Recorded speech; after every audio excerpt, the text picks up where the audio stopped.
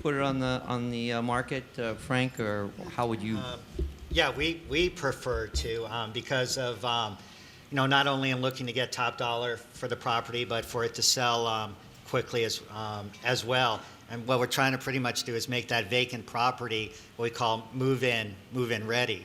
Really a lot of them don't require much, other than say maybe the carpet's cleaned or even replaced and a fresh coat of paint, and that's real cheap to do. And, because when buyers are out there and they're looking at properties, yes, inventory's low, but they still have a few to look at. They really don't want a laundry list or a to-do list to do, and if they see a property needs a lot of work, they may pass on ours and go down and look at another house down the street. So we'll invest the dollars in it. The other thing too is, we want to preserve the values in the neighborhood. So doing the repairs are going to help us get, top dollar as well for the house. And the other thing that we're looking at too, as far as repairs go, we want to increase the curb appeal. It goes back to, making sure the front yard looks good. Again, that's preserving the values in the neighborhood. That, the grass is maintained, it's weeded, hedges, are cut, power wash, the driveway, even the exterior of the house can make it, if it's an older house, look brand new. And then, like I said, going inside and just doing maybe the carpet and paint. And then the other thing is, then that gives us a good reputation that when somebody, you see a city property listed, oh, okay, now I know city takes care of their properties. This is going to be generally a cleaned house. So then the agent's going to be more inclined then to want to show our properties as well. And then we also want to address real quickly, plumbing, electrical, heating and cooling. Take care of those, because those are going to be issues, regarding financing, and those are things that buyers can't take care of, are going to be costly as far as what they're looking, say, as far as cosmetic repairs. So. I think the whole philosophy about maintaining a property has changed from the 90s. Although we wanted our properties maintained, now there's a real emphasis to do it. And that has to do a lot with the cities jumping on the bandwagon to, make sure those properties are being maintained. Neighborhoods are very vocal these days, and the best thing you can be is a good neighbor. So I think that's our philosophy at, even if our clients don't necessarily approve of us maintaining the properties, we feel it is in their best interest that we do maintain the properties, especially the exteriors of the properties. On the flip side to that, we do have some clients that have a different methodology. They want to sell properties fast, very low, and out the door. But of course, avoiding any fines from the city. And you also have to be smart about repairs. So if you have properties, $30,000 that require $50,000 in repairs, you got to make smart decisions on that kind of stuff too. I think you also need to educate each of your asset managers on what is necessary. It's impossible for an asset manager to know every rule, every regulation, everything that your city is requiring. So you need to educate them. If not on your addendum for the BPO, make sure they know it. Yeah, and HOAs as well. No. Evil. Evil? They are. They just charge all this money. I know. All right. What kind of guidance would you give on multiple offers? Well, how would you like those handled? I tell my agents, I want the highest and best. Again, we're pricing the properties good to begin with. That's why we got the multiple offers. So, I don't need the low ball. I don't need to see the low ball offers. I don't need you. As Tom said, your time's valuable. You got it broken down, by the hour. I don't need you to be somebody to be typing up these low ball offers that I'm not even going to consider anyway from bottom feeders. And even if I was to take that offer, they're going to want more. So I just tell them, hey, I want the the highest and best. Go back to everybody and get that, and then to make sure that the PR pre-approved. They're ready to go. And I would say to those that I know a lot of agents have problems getting offers accepted because of the multiple offer situation. And what I would suggest, that they do, the following is, what the property is worth. What's the most your client's willing to pay for that property. Okay. and offer that. Don't think that they can offer less and we'll come back and give them a counter, because we won't. I got multiple offers, so that's the whole purpose for them to, come back and give us their best. They'll have a better shot at getting at the property. Look at the terms that they're asking. Try to have as little contingencies as possible. From my end of it, I want to see as little contingencies as possible, as short of time frame as possible. I want to know that the deal's going to go down, that it's going to close. So you have to do everything you can to make your offer as attractive as possible, getting as large of an earnest money deposit as possible. I get somebody has like a $400,000 house, and I've seen like $500 deposit. That's telling me they're not interested. $1,000. Somebody gives me a good deposit, I know that they're interested. So those are things that we're looking for. And then that should help you get your multiple offer accepted, because it's very competitive. I'm sure you don't want to be writing a dozen offers on a whole bunch of different properties, and it's just a matter of you educating the buyers that the property is priced low, but they're not going to get it at that price or less, and that banks price it as such so that we can get to multiple offers, and they come in with their truly their best offer if they want the house and the least contingencies. One thing we also do on a multiple offer situation, if the property is way above the list price, we're having this problem in Las Vegas in particular. A lot of the appraisals are coming in right at list price. What some of our clients are requiring is that the buyer has to sign an agreement to pay the difference between the appraisal and the sales price. And if they're not willing to do that, we will not accept their offer. So, thinking that they come in very high and an appraisal's lower and they think we're going to drop the price, that is not going to happen. Some of our clients like to see every single offer. So you will see, you might have some asset managers that say, okay, I need everything. It helps the seller to understand what's going on with the property. And if they want to hold out for this price, but they've got 5 offers really low, that tells them a story. Mm-hmm. So their philosophy is, if you only show me 1 offer, they may not be so likely to believe you that that's the best offer. So go either way. You may have already answered this one, but I was wondering if you could give us some guidance on how you handle a situation where the client insists upon listing the property at a price that you don't believe is possible. I mean, it happens. You know it happens. We know it happens. So what do you do in those cases? And maybe you just answered it, Mia. I'm not sure. Now, we'll have investors that we service for, out of state, and then we give them our recommendation, and they'll come back, and of course, they don't know the local market, and they'll say higher. But then again, we'll go back to them at the end of 2 weeks, give them your MSR and say, look, we've had no showings, we've had no offers, we like to recommend a reduction. And, I really haven't had any problem as far as them reducing, the price. It's just, okay, we'll play it your way, we'll test the market for 2 weeks, and then we'll get the reduction.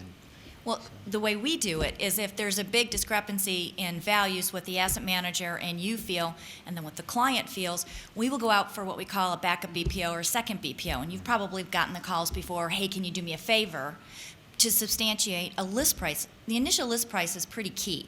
Now, everybody wants to try to get the highest sales price in the least amount of time. But you can't price yourself out of the market, so that secondary BPO could be the key. If they're all pretty much, the 2 values are in line and the seller's value is still high, we will ask for a re-review. Some of the clients will take the time to go back to their valuation department. If you can provide a material change that wasn't on the original BPO, maybe the seller didn't know it, something happened in the meantime, if anything that you can substantiate that wasn't on your original BPO, we might get a reduction in value. We also have the same problem the other way, where we feel that the bank is coming in too low. Had that recently, and within 24 hours, we had 70 offers on 1 property. And 100,000 over what the I mean, I think the lowest one was 100,000 over what they had listed the property, where we had recommended that they be 125,000 over what they actually listed it at. So that, you know, it ends up being a lot more work for the asset manager and for you, unfortunately. Okay. In terms of offers and communication, when you have a client that takes a long time to maybe get an offer responded to, how do you handle that in terms of communicating back to the selling agent and keeping them, you know, in the loop? Because many clients are different. Some of them are pretty good about getting right on their offers. Others, it seems like they have to go through a committee or something. Oh, you take that one. We manage the FDIC properties for CB Richard Ellis. It is 45 days to get an approval of a sale, and then another 45 days minimum to get a contract signed. As you can well imagine, we lose a lot of sales. We tell people up front, we try and tell the agents up front, again, we have no control over it. We have no delegated authority. FDIC has to approve every single step of the way, as do other clients. If you have a situation where it's a delegated authority, you're much better off. But the thing you have to do is you need to be able to communicate to your buyer's agent exactly what the process is. There are a lot of agents out there who have never done an REO property. They need to be taught.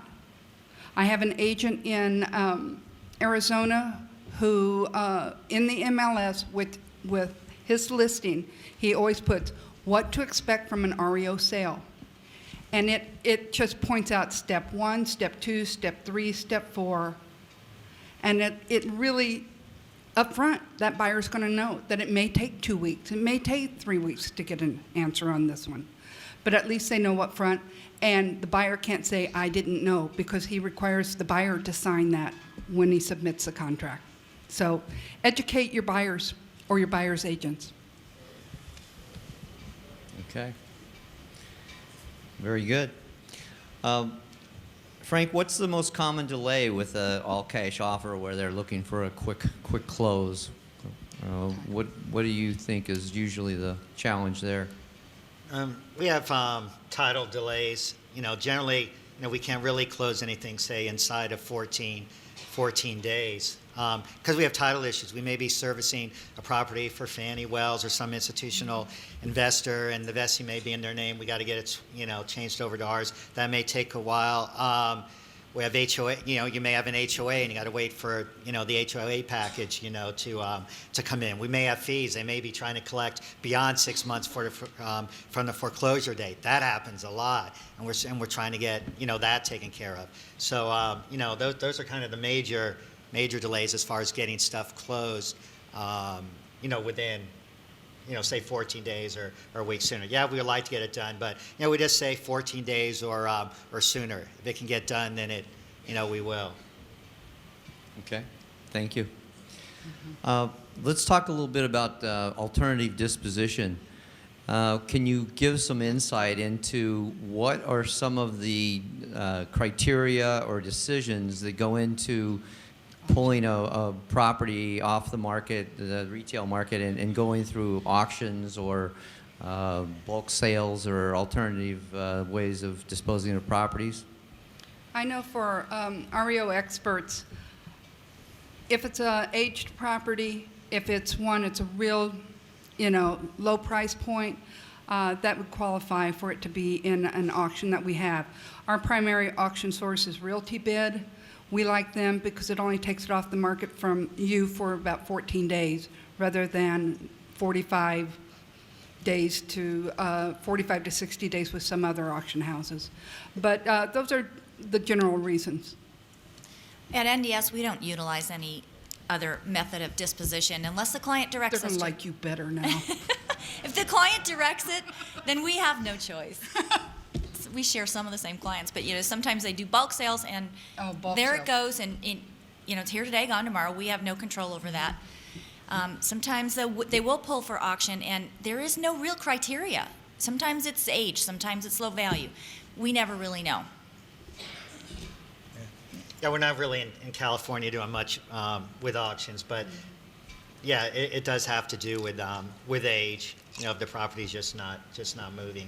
But you know, with the low inventory right now, and you know, we're not doing really a whole lot of auction activity. Of course, you know, it's a different story if we're looking at Detroit, some of those other areas. So. Okay, thank you. Let me ask, we heard a lot from Tom and his team about how to run a high-volume office, and I have a question in terms of do you or any of your team have any problems dealing with a competent staff that you know, to get an answer as opposed to maybe the actual listing agent? This is interesting because my personal belief is I hire you as my agent. You hire your staff to work for you. If I hire you as my agent, I want to talk to you. I am responsible at NRT REO Experts for inactivating agents. The most common reason to be inactivated, and that's when the asset managers come back to me and say, I never speak to the agent, I only speak to his assistants, never want to use them again. So keep that in mind. What can I say? She said it all. Basically, on our staff too, we have asset managers, and then we have the front end people, we have closers, we have staff. But when our client, the asset manager from the client's end, calls us, they don't want to hear, I don't know. Are you kidding me? We will lose the account. So it's the same thing. It's from beginning to end, birth to earth. You guys, it's the same situation. When we call you, you've got to know it. And if you don't, we would rather hear, okay, can I get back to you in a couple hours on that? So it's important that if you have a staff, that it's effective and that you know what you're doing. Well, and also, you need to check on your staff. And because, again, I'm going to give an example. This is an Illinois agent, big REO house. He has staff members who go and do the property inspections, offer the cash for keys, et cetera, et cetera, et cetera. Well, our client went out and decided to do inspections, and happened to be in this condo complex, of which there were several that they had. And it turns out that 3 of our properties were there with that agent. They were vacant, had been vacant for 9 months. He never checked on them. But his staff said, still occupied on the weekly inspection. So he's gone. He lost 90 properties overnight because he was not watching his staff. Do you do property inspections, your organization? Yes, I am the inspector. Special projects, here I am. No, we have 3 of us who go out and do inspections. We have 2 in Florida. There's 4 of us, actually. 1 in Colorado, and then I'm here in California, and we do property inspections all over the country. Other duties as assigned. Let me ask you, when we heard during the sessions today, I think various numbers thrown around in terms of the inventories that some agents carry. When you have an agent that's performing at some level, but they do carry a large inventory, at what point and how do you make the decision when they've got too much, they can't handle any more, and then you look to you maybe hesitate to give them the next listing? What are some of the considerations there? Well, when you start to see timelines being missed, and you see, I'll just throw out numbers. My agent has 30 properties, and all of a sudden, he seems to be missing his timelines. Well, if I'm giving him 30, Mia's giving him 30, Frank's giving him 30, this person's giving him 30, that's too much. What you don't want to, what you as the agent need to say, you know what? I need to turn this one down because I cannot service it well enough for you at this time. Your asset manager is going to appreciate that 10 times more than you taking the property and not doing your job, because that will get you inactivated. Not killed, inactivated. But I mean, you don't want to do that. Some people can handle more than others. And a lot of times it's a client directive for us, and they're pretty much the same. One